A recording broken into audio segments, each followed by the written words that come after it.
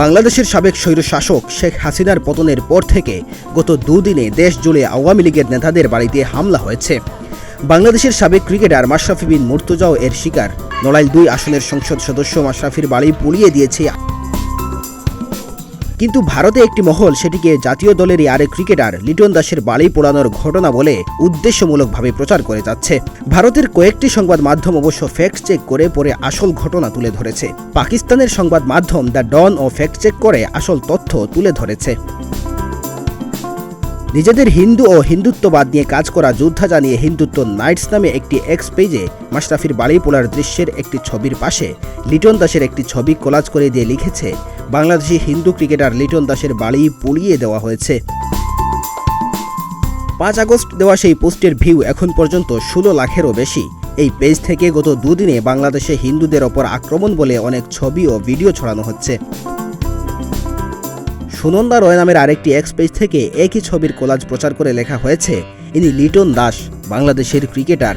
বাংলাদেশে তিনি জাতীয় নায়ক। তার বাড়ি ইসলামপন্থীরা পুড়িয়ে দিয়েছে। বাংলাদেশের একজন এলিট শ্রেণীর হিন্দুর এই অবস্থা, তাহলে সাধারণ হিন্দুদের কি অবস্থা ভাবুন।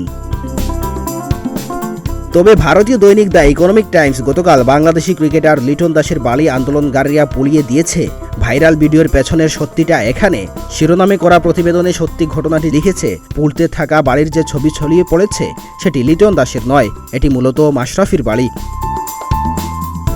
অনুরাগ রাজ নামে এক্স অ্যাকাউন্টের একটি পোস্টকে ব্যবহার করা হয়েছে দ্য ইকোনমিক টাইমসের প্রতিবেদনে, যেখানে মাশরাফির বাড়ি পোড়ানোর ভিডিও এবং এ সম্পর্কিত খবরের স্ক্রিনশট দিয়ে লেখা, এই লোকগুলো কারা যারা লিটন দাসের বাড়ি পোড়ানো হচ্ছে বলে খবর ছড়াচ্ছে?